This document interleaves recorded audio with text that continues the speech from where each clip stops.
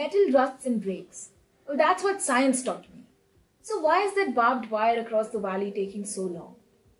On 5th August 2019, an attempt was made to cut the wire. A decision that sparked different reactions from all over the country. Some were in favor, some were against. Some were protesting, some were celebrating. Article 370 was declared null and void by using itself. Yes, it was not scrapped. It was declared null and void by using itself. But before we go any further, let's go to the roots of this article. While all the princely states were integrating with India, each one of them was given a choice to form their own constituent assemblies. Many of them could not do it in the given time limit, and those who did accepted the Indian constitution with certain amendments. While in the case of Jammu and Kashmir, Article 370 was incorporated into the constitution as a temporary provision which was to last until the formulation and adoption of the state's constitution.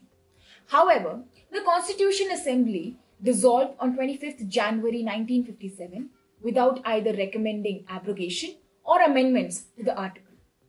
This made 370 a permanent feature, giving special rights to the state of Jammu and Kashmir.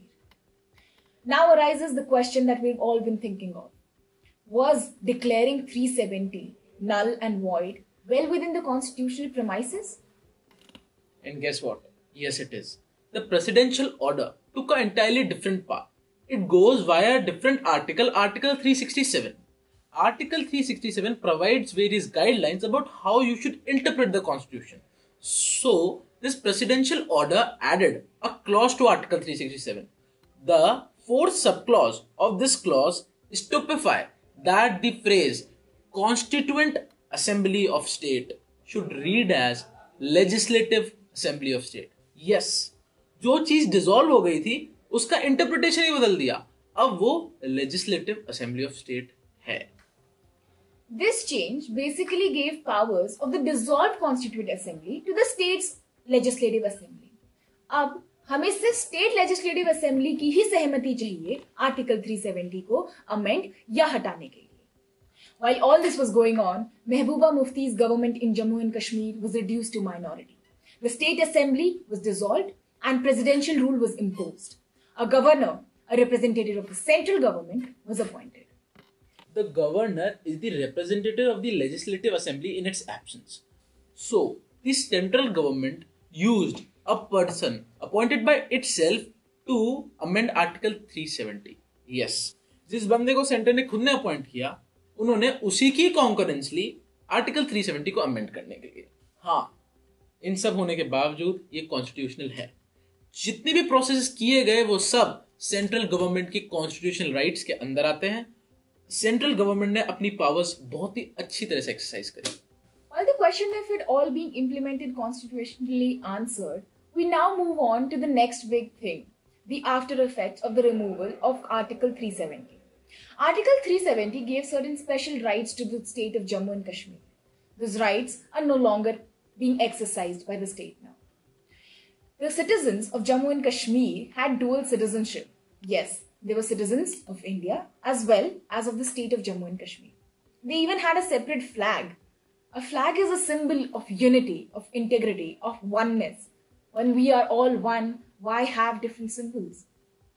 The reservation that Hindu and Sikh minorities there did not have earlier, they will now be able to exercise and take the benefit of reservation as all the other minorities present in the country. Previously, the state was very powerful, so the powers that resided by the panchayats were very less. But now the panchayats would have the same powers as exercised by panchayats in other states. So this would be of great benefit as panchayats are very close to the people. Now, right to education, right to information would be implemented in the state of Jammu and Kashmir. Yes, J&K already had their right to information, but it was limited. It was limited to their people. It was limited to their government. And one of the very important things, now the tenure which was 6 years before for the Legislative Assembly would be now again 5 years. But the state of Jammu and Kashmir was divided into 2 union territories. The Union Territory of Ladakh would be without legislature and Union Territory of Jammu and Kashmir with legislature. 370 हटा दिया गया और इसके after effects भी होंगे और ये सब गवर्नमेंट ने कॉन्स्टिट्यूशनली कर दिया. पर क्या जम्मू कश्मीर के पॉलिटिकल लीडर्स को हाउस अरेस्ट में रखना, वहां पे सेक्शन 144 इंप्लीमेंट कर देना, वहां के नेटवर्क कनेक्शंस काट देना, बेसिकली उन लोगों की आवाज दबाकर उनके लिए ही एक डिसीजन लिया गया है? इस कहानी का एक पहलू और भी है। जितने सेपरेटिस्ट कश्मीर वैली के अंदर हैं, अगर वहां पे ये मेजर्स ना लिए जाते और इस डिसीजन के बाद लोगों को इंस्टिगेट किया जाता, तो वहां के हालात और खराब हो जाते। तो ये अब आप पे सोचने के लिए है, was this democratic? But why union territories? Yes, the people of Ladakh always wanted Ladakh to be a union territory. When Rajnath Singh visited Ladakh in his tenure of Home Minister, all the political party leaders, all the organizations leaders of Ladakh just wanted one thing. They wanted Ladakh to be a union territory. This was the first time in 70 years that the voice of people of Ladakh was heard. But did people of JNK want a union territory? Did they want that the legislative assembly they choose should have powers even less than a state assembly? हाँ, हमने हर चीज question mark पे छोड़ी है, क्योंकि पहले media आपको fact देता था, लोग ओपिनियन। अब मीडिया ओपिनियन दे रहा है तो हम तो फैक्ट ही देंगे, बाकी आप डिसाइड कर लेते। The need of the hour, they say. Well, after hearing to our podcast, many of you will think about the questions we put forward.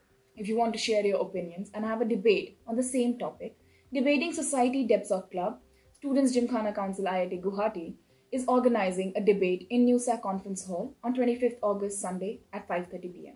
Be there and have a taste of what others are thinking about the same topic.